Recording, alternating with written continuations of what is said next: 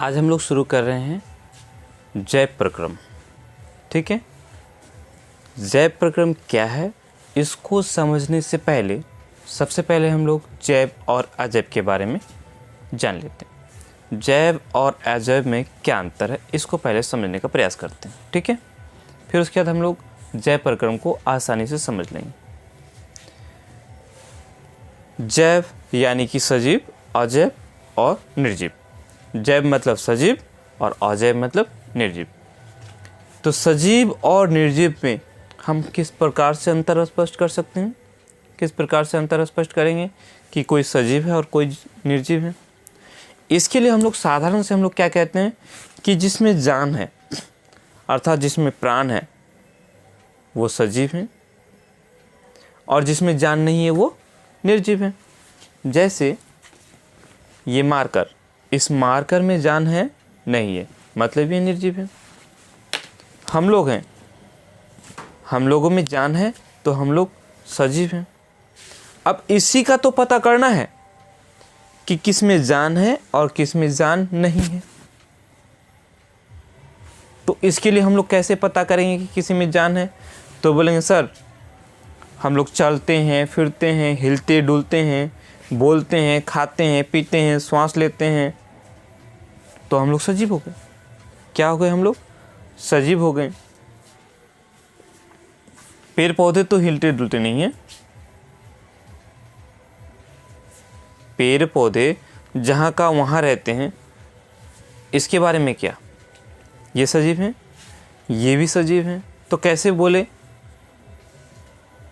अभी हम लोगों ने कहा जैसे हम लोग सो रहे होते हैं तो कैसे पता करते हैं कि वो सजीव हैं या मर गया है। तो इसके लिए हम लोग क्या करते हैं, देखते हैं कि श्वास लेता है कि नहीं। जब वो श्वास लेता है तो दिल क्या होता है, धड़कता है, मतलब उसमें एक प्रकार की गति होती है। चलना फिरना गति है, हिलना डुलना गति है कि नहीं। सो रहे होते हैं तो पता करते हैं कि वो श्वास लेते हैं कि नहीं। श्वास जब लेते हैं तो उसमें गति होती है, अर्थात गति होने से वो जीवित होते हैं। तो हम कह सकते हैं हाँ। अब पेड़ पौधों में, पेड़ पौधों की जो गतियाँ होती है वो किस तरह से होती हैं। पेड़ पौधे बड़े होते हैं तो एक दिशा में बढ़ना, पेड़ का एक दिशा में बढ़ना, ये भी एक तरह का गति है। अब उनमें जो जड़ होती हैं, जड़ भी बढ़ते हैं तो जड़ का बढ़ना भी एक तरह का गति है। ठीक है, तो सजीव में गति होता है। हाँ, कुछ ऐसे भी जीव होते हैं जो श्वास तो लेते हैं लेकिन उसमें जो गति है वो दिखाई नहीं पड़ता स्पष्ट रूप से। तो इसका मतलब क्या हुआ, वो निर्जीव हैं? नहीं, वो निर्जीव नहीं है। ठीक है, तो बात यहाँ आती है, यहाँ बात आती है, कहेंगे कि जीवों में जो पाई जाने वाली वो गतियाँ होती हैं वो आणविक स्तर पर होती हैं। किस पर होती हैं, आणविक स्तर पर गतियाँ होती है। कहने का मतलब है कि जीवन के लिए ये जो आणविक गति है ये बहुत ही महत्वपूर्ण है। आणविक गति जीवन के लिए बहुत ही आवश्यक है। आप कहेंगे सर ये आणविक गति क्या है, आणविक गति क्या है। इसको समझने के लिए हम लोग थोड़ा पीछे चलते हैं। हम सभी जानते हैं हम लोग किसके बने होते हैं। सजीव जो हैं वो कोशिकाओं से बना होता है। कोशिकाओं के मिलने से ऊतक का निर्माण होता है, ऊतकों के मिलने से अंग का निर्माण होता है, अंगों के मिलने से अंग तंत्र का निर्माण होता है और कई अंग तंत्र मिल करके ये हम लोग का पूरा शरीर बनकर तैयार होता है। ये हम लोग जानते हैं। और कोशिकाओं में विभिन्न घटक होते हैं, जैसे ईआर होता है, गोल्जी उपकरण होता है, माइटोकॉन्ड्रिया होता है, लाइसोसोम होता है, कोशिका के अंदर होता है कि नहीं। और साथ में कोशिका के अंदर एक केंद्रक होता है, कोशिका द्रव्य होता है। ठीक होता है कि नहीं। तो कोशिका के अंदर ये भी पता होगा आप लोगों को कि कोशिका के अंदर कोशिका केंद्रक, कोशिका का केंद्रक और कोशिका द्रव्य, ये दोनों को मिलाकर के क्या कहलाता है, जीव द्रव्य कहलाता है। जीव द्रव्य कहलाता है। और ये भी याद होना चाहिए हम लोग को, ये भी याद है कि एक सजीव का जो सारा गुण है वो जीव द्रव्य में विद्यमान होता है। तो जीव द्रव्य में उपस्थित जो अणु होता है, विभिन्न अणु होता है, यानी कोशिका का जो विभिन्न घटक होता है, वो उनकी जो गति है, उनकी गति को ही हम लोग आणविक गति कहेंगे। ये गतियां हमें आंखों से दिखाई नहीं देती हैं, ठीक है, समझ में आई? तो हम कहेंगे कि वो जो आणविक गति है कोशिका के अंदर, यानी कोशिका में जीव द्रव्य में जो विभिन्न अणु हैं, यदि उनकी गतियां निरंतर ना हो, वो यदि गतिशील ना हो, ठीक है, तो प्राणी जीवित नहीं रह सकता। हम लोग किससे बने हैं? कोशिकाओं से बने हैं। कोशिका में क्या है? अणु है कि नहीं? उन अणुओं का गतिशील होना बहुत जरूरी है। यदि गतिशील ना होगा, गतिशील नहीं होने का मतलब क्या? वो मर जाना, निर्जीव हो जाना। जब कोशिकाओं में मौजूद कोशिका के घटक ही जीवित ना रहे, मतलब कोशिका जीवित नहीं है, कोशिका खत्म, कोशिका का मर जाना। जब कोशिका ही मर जाएंगे तो हम क्या रह जाएंगे? हम भी मर जाएंगे, मतलब हम भी क्या हो जाएंगे? निर्जीव हो जाएंगे, अजैव बन जाएंगे, है कि नहीं? समझ में आ रही बात? तो यहाँ क्या लिखे हैं? जीव द्रव्य में उपस्थित विभिन्न अणुओं की जो गति है उनको हम लोग आणविक गति कहेंगे, ठीक है। आगे लिखें तो इस प्रकार से। अब थोड़ा आगे बढ़ते हैं। तो अब हम लोग सजीव हैं। हम लोग क्या हैं? सजीव हैं। तो हम लोगों का शरीर कोशिकाओं का बना हुआ है, ये हम लोगों ने जाना, या पिछली कक्षाओं में, कक्षा 9 में हम लोगों ने कोशिकाओं के बारे में पढ़ा बहुत अच्छी तरह से। तो कभी चोट लग जाती है, कभी कहीं घाव हो जाता है, कुछ और हो जाता है, चोट मोट आ जाता है, तो इनका मरम्मत होना चाहिए कि नहीं चाहिए? चाहिए। साथ में जो कोशिका में मौजूद अणु है उनका अनुरक्षण होना चाहिए, उनका रक्षण होना चाहिए कि नहीं चाहिए? अर्थात अनुरक्षण का कार्य होना चाहिए, है ना। एक सजीव को जीवित रहने के लिए क्या क्या चाहिए?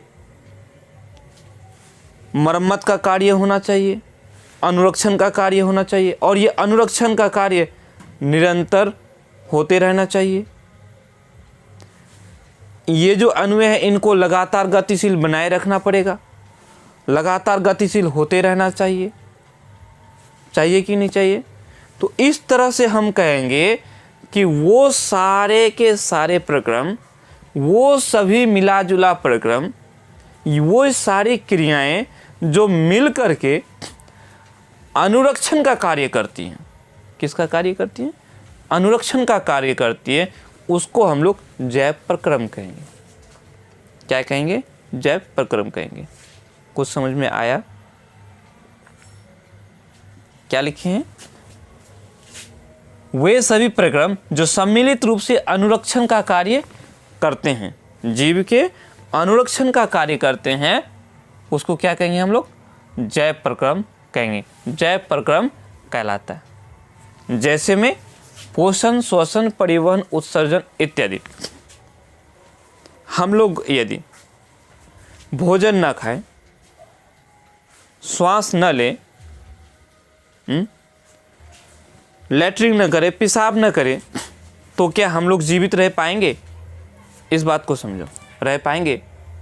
नहीं रह पाएंगे, मर न जाएंगे जी।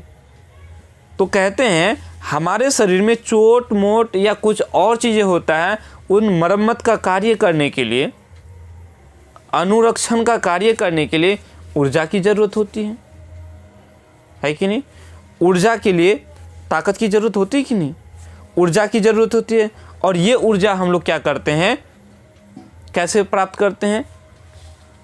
पोषक पदार्थ लेते हैं, बाहरी वातावरण से पोषक पदार्थ लेते हैं। भोजन खाते हैं कि नहीं? भोजन में पोषक पदार्थ होते हैं, भोजन में विभिन्न घटक होते हैं जिसको पोषक पदार्थ कहते हैं। वो क्या क्या होते हैं? कार्बोहाइड्रेट होता है, वसा होता है, प्रोटीन होता है, खनिज लवण होता है, जल होता है, ये सारे के सारे पोषक पदार्थ हैं।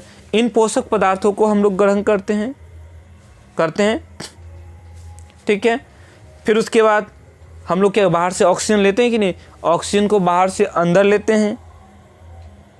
हाँ, ऑक्सीजन लेने के बाद फिर क्या करते हैं, उस ऑक्सीजन का खाद्य पदार्थ में विघटन करते हैं, तो इसको हम लोग श्वसन कहते हैं। ठीक है। फिर उसके बाद हम लोगों ने खाया पिया, अब गया तो पेट में, खाया हमने अनाज, पेट में गया, पेट में वो खाना जा कर के पचा। ठीक है। पचने के बाद क्या हुआ, तो भोजन में कार्बोहाइड्रेट है, वसा है, प्रोटीन है, खनिज लवण है, जल है, तो इनको क्या करते हैं, अब ये तो पेट में जमा नहीं रहेगा, तो शरीर के पूरे हिस्से में पहुंचाना पड़ेगा कि नहीं। तो शरीर के पूरे हिस्से में कौन पहुंचाएगा, तो इसी को पहुंचाने का जो काम है वो होता है परिवहन का। किसका होता है, परिवहन, पहुंचाने का काम ही होता है परिवहन। अब हमने खाया, कुछ ऐसे भी पदार्थ बने जो शरीर में हानिकारक है, क्या शरीर में हानिकारक है, तो उन पदार्थों को बाहर निकालना ये उत्सर्जन कहलाएगा। तो ये सारी क्रियाएं होना जरूरी है, ये सारी क्रियाएं होंगे हम खाना खाएंगे, है ना, है कि नहीं, श्वास के जरिए ऑक्सीजन लेंगे कि नहीं, फिर वो हमारे पेट में जो पच गया, पचने के बाद जो आवश्यक उपयोगी पदार्थ है, उन पदार्थों को शरीर के विभिन्न कोशिकाओं में पूरे शरीर तक ले जाएगा। उसके बाद फिर जो हानिकारक पदार्थ है उसका उत्सर्जन करेंगे, उसको निकालेंगे बाहर, तब जाके हमारा शरीर स्वस्थ रहेगा, तब कहेंगे हमारा शरीर ठीक है, तभी तो हम लोग ज़्यादा दिन तक जी पाएंगे। समझ रहे हो बात। तो ये सारी क्रियाएं होंगी तभी हमारे शरीर में अनुरक्षण का कार्य होगा। मतलब हमारे शरीर में जो कोशिकाएं हैं, उन कोशिकाओं में मौजूद अणुएं हैं, ये कहें, या कोशिकाएं हैं, उनका रक्षण होगा, वो स्वस्थ रहेंगे तो हम जीवित रहेंगे, वो अगर मर जाएंगे तो हम भी मर जाएंगे। कहने का मतलब तो यही ना हुआ, समझ में आ रही बात। तो यही लिखे हैं कि वे सभी प्रक्रम जो सम्मिलित रूप से अनुरक्षण का कार्य करते हैं उसको हम लोग जैव प्रक्रम कहते हैं। तो कौन कौन से वो हैं, पोषण है। पोषण किसको कहेंगे, तो जीवों द्वारा वातावरण से पोषक पदार्थों की प्राप्ति, वातावरण से पोषक पदार्थों की प्राप्ति करना और जैव प्रक्रम में इनका उपयोग करना क्या कहलाएगा, पोषण कहलाएगा। आगे पोषक पदार्थ किसको कहते हैं वो तो बता दिए कि भोजन में विभिन्न घटक होते हैं जो पोषक पदार्थ कहलाते हैं, जैसे कार्बोहाइड्रेट, भोजन में कार्बोहाइड्रेट होता है, प्रोटीन होता है, वसा होता है, खनिज लवण होता है, विटामिन होता है, जल होता है, ये सारे पोषक पदार्थ हैं। ठीक है, इनको हम लोग ग्रहण करते हैं। उसके बाद शरीर के बाहर से ऑक्सीजन को ग्रहण करना और कोशिकीय आवश्यकता के अनुसार, कोशिकाओं की आवश्यकता के अनुसार खाद्य स्रोत के विघटन में, यानी जो भोजन होता है उसका विघटन में उसका उपयोग करना श्वसन कहलाता है। श्वास लेना श्वसन नहीं कहलाता है, बाहर से हवा को अंदर लेना श्वास लेना कहलाता है, और छोड़ना श्वास छोड़ना कहलाता है। ठीक है, ये श्वसन अलग चीज़ है। श्वसन में क्या होता है, बाहर से हम ऑक्सीजन लिए, ठीक है, उसके बाद कोशिकाओं के आवश्यकता के अनुसार हम भोजन के विघटन में उसका उपयोग किए, वो हम लोग का श्वसन कहलाएगा। उसके बाद उपयोगी पदार्थों को शरीर के एक भाग से सभी कोशिकाओं तक पहुंचाना। पेट में हम लोग का खाना पचा, अब यहाँ से कोई तो होना चाहिए ना ले जाने के लिए। अब मुंह से भोजन खाया तो भोजन तो हमारा मुंह में रहता नहीं है, वो कहाँ चला जाता है, पेट में चला जाता है। इसके बारे में अभी आगे पढ़ने वाले हैं, ठीक है। पोषण के बारे में जब ज़्यादा पोषण के बारे में जब ज़्यादा पढ़ेंगे ना तो आगे पढ़ेंगे ये सारी चीज़ों के बारे में। तो भोजन पेट में चला गया, पेट में गया, पेट में जाने के बाद क्या वो वहीं रह जाएगा? नहीं रहेगा। पेट में पचने के बाद जो उपयोगी पदार्थ है उन पदार्थों को शरीर के पूरे कोशिकाओं तक पहुंचाना पड़ता है। तो उसके लिए क्या करते हैं, एक वहन तंत्र होता है। तो पहुंचाने का जो काम है वही होता है परिवहन, ठीक है। तो यही लिखें, उपयोगी पदार्थों को शरीर के एक भाग से सभी कोशिकाओं में पहुंचाना और कोशिकाओं में निर्मित हानिकारक पदार्थों को,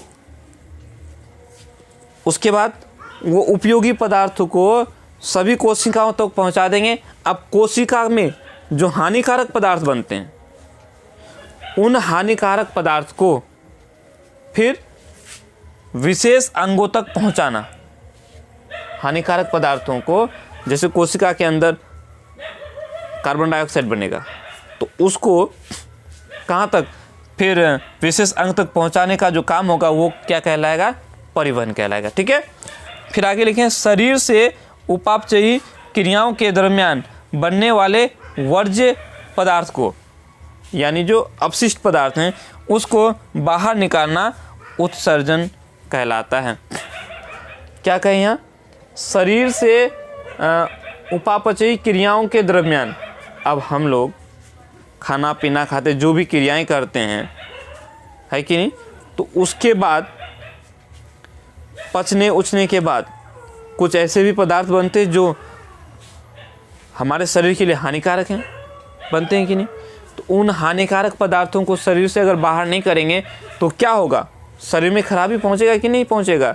10 दिन अगर लैट्रिन नहीं करेंगे तो क्या हाल होगा जी, तो क्या सेहत सही रहेगी, नहीं रहेगी। समझ में आ गया।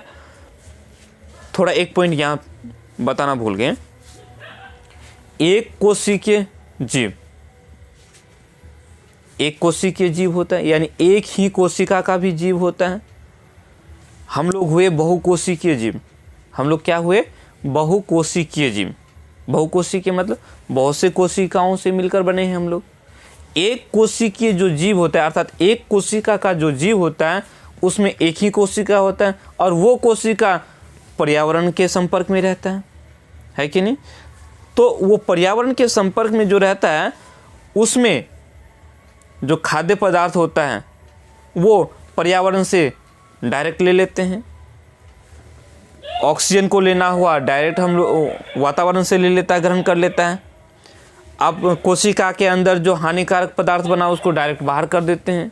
यानी इसमें जो है विसरण की क्रिया के द्वारा, विसरण लिख दिए हैं, दो पदार्थों के कणों का स्वतः मिलना विसरण कहलाता है, ठीक है। तो कोशिका में, कोशिका को ज़रूरत है भोजन का, तो वो बाहर के वातावरण से भोजन ले लिए, वो विसरण के ही द्वारा अपने आप अंदर चला जाएगा और अपने आप ही बाहर चला जाएगा, ठीक है। इसको कक्षा 9 में हम लोगों ने अच्छी तरह से समझा है, ठीक है। यहाँ उतना ज़्यादा डिटेल नहीं करेंगे, इतना तो समझ में आ गया होगा। और हमारे जैसे बहुकोशिकीय जीव में क्या होते हैं, जो कोशिकाएं होते हैं वो पर्यावरण के संपर्क में नहीं रहते हैं।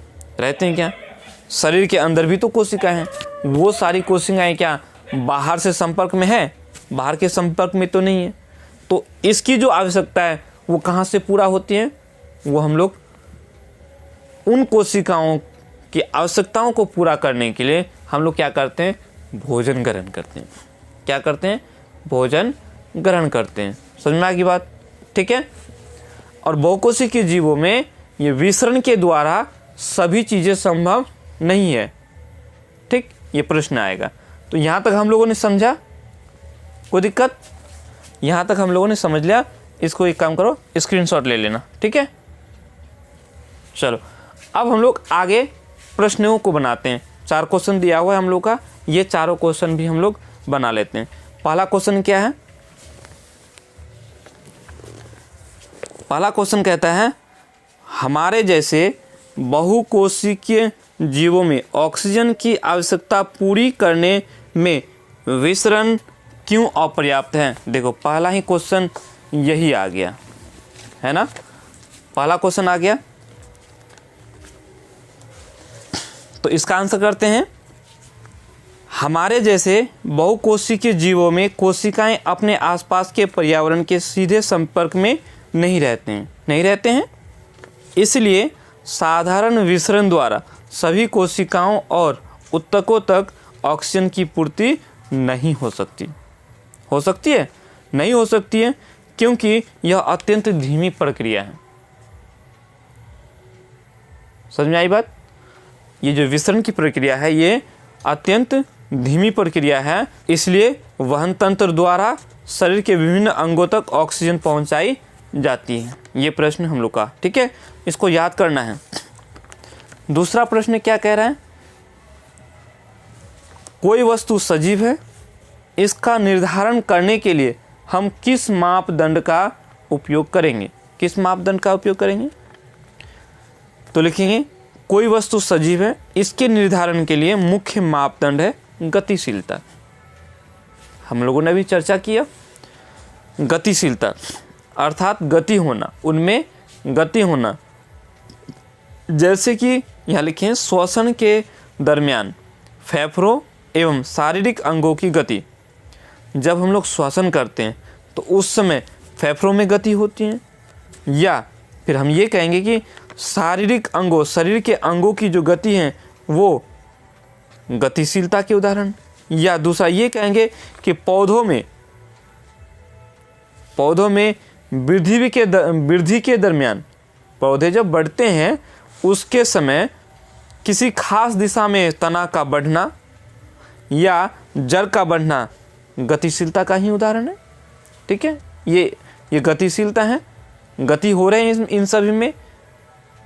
तो सबसे मेन जो कोई वस्तु सजीव है, इसको बताने के लिए सबसे मुख्य मापदंड क्या है? गतिशीलता।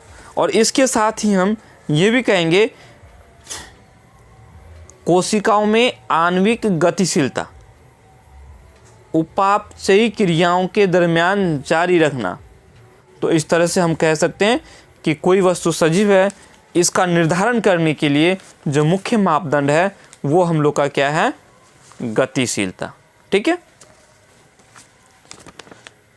तीसरा प्रश्न क्या कह रहा है? किसी जीव द्वारा किन कच्ची सामग्रियों का उपयोग किया जाता है?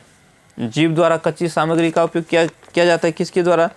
तो क्या लिखें? किसी जीव द्वारा खाद्य पदार्थ विशेष रूप से ये कार्बनिक होता है, कार्बन उसमें उपस्थित होता है। खाद्य पदार्थ, ऑक्सीजन, जल, कार्बन डाइऑक्साइड आदि कच्ची सामग्रियों का उपयोग किया जाता है। कोई भी जीव इन्हीं कच्ची सामग्रियों का उपयोग करते हैं। चौथा प्रश्न है, जीवन के अनुरक्षण के लिए आप किन प्रक्रमों को आवश्यक मानेंगे? जीवन के अनुरक्षण के लिए, तो जीवन का अनुरक्षण तभी होगा जब जैव प्रक्रम होगा, है कि नहीं? तो लिखें जीवन के अनुरक्षण के लिए सभी जैव क्रियाएं आवश्यक होती हैं। वो कौन कौन सी क्रियाएं?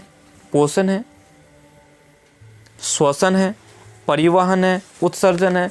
ये सारी क्रियाएं होना जरूरी है। यदि ये क्रियाएं ना होगा तो जीवन संभव नहीं है। जीवन क्या हो जाएगा?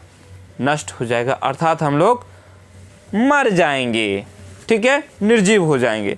तो सजीव रहें इसके लिए हमारे शरीर में निरंतर अनुरक्षण का कार्य होते रहना चाहिए। और ये अनुरक्षण का कार्य कौन करते हैं? जैव प्रक्रम करते हैं। ठीक है, समझ में आया? जैव प्रक्रम में क्या क्या आ जाते हैं?